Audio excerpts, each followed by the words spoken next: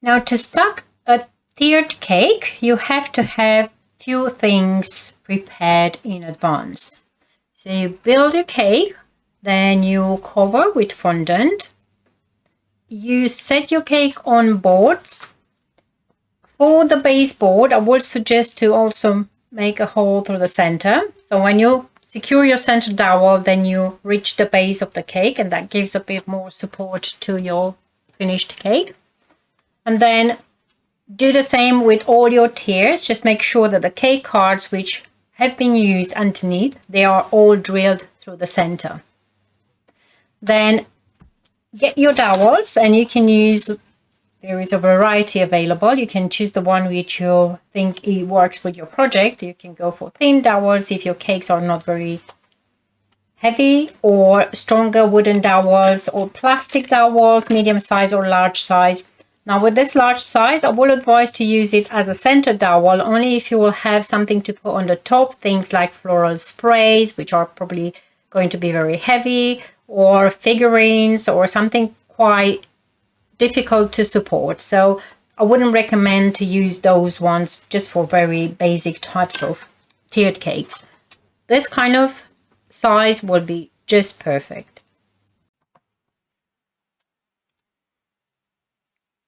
Once you've decided what size you want to go for your dowels, then you pick the dowels, you place them next to your cake and take the measurement. Make sure that you measure the cake on the highest point. If the cake is not perfectly even, just pick the size on that side of the cake which looks the tallest, and then use that as a guide to cut 3 more, as you need 4 dowels per cake in total. 4 will be just enough. Sometimes even 3 will be fine, but 4 will be the number which I would suggest you to use. So having the dowels ready, we'll go on the top of the cake, and we've got the guide of a cake card, same size with the cake which we will stack on the top. So we can place that right on the top. We'll get our center dowel, and we use this dowel literally just to prevent tiers of sliding in between during transportation. And all we have to do is just to mark the edging so that we know exactly where the cake is going to be positioned.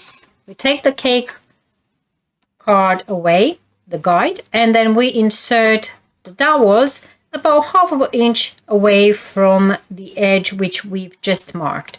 And we have to do the doweling by inserting those dowels perpendicular, not into an angle, because they will kind of slip and then will not be able to support the cake.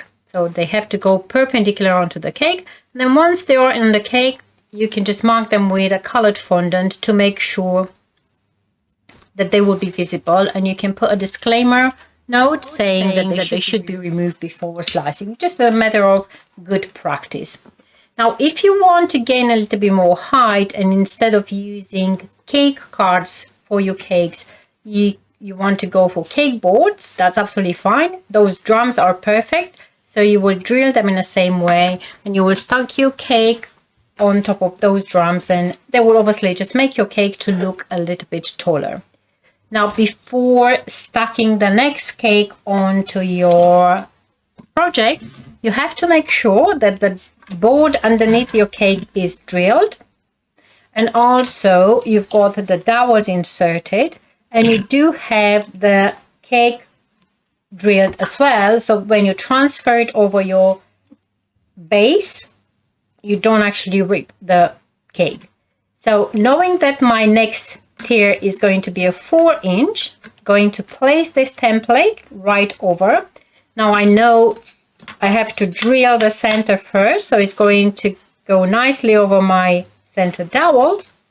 And then I also have got my doweling made in the same way. I've took the dowel, measured the size, I've cut like 4 dowels, I've inserted the dowels into the cake, and I've marked the dowels with fondant. And all I have to do now is literally just to lift my cake and just place it over my base.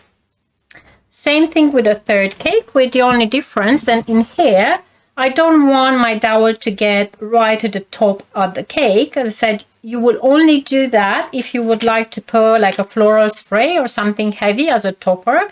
Then you will treat that topper as an extra tier, and you might want to go for a strong, very wide kind of dowel to be able to fit that heavy decoration. If you think that this is just enough, then just go for it. If you feel that this center dowel is a bit too long, if it's plastic, obviously you can shorten. If it's wooden, you can cut with a plier. If the plastic one, you might think it's not sturdy enough, you can insert a wooden dowel in, and then that's for sure that your cakes will not slide and they will not break this plastic dowel. But typically just a dowel on its own without a wooden support, it will be just fine. And then you place your top tier and you've got your cake already set. We're just going to get it to the angle required. Okay, you just pick the front and the back of the cake and do a little bit of an adjustment if necessary, and then also you can put the ribbon around. I'm going to use a neutral color, so something which goes along with various types of decorations, colored decorations. So I'm going to peel my double-sided tape away, just pinching my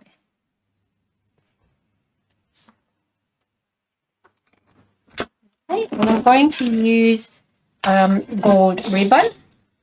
Again, just going on the side, flushing the ribbon with the table, and just cutting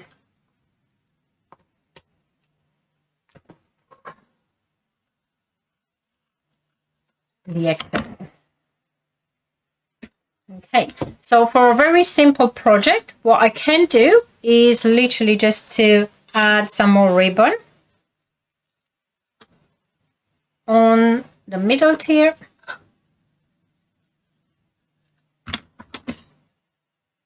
That can be a fabric ribbon, or it can be a piece of ribbon made out from fondant or gum paste.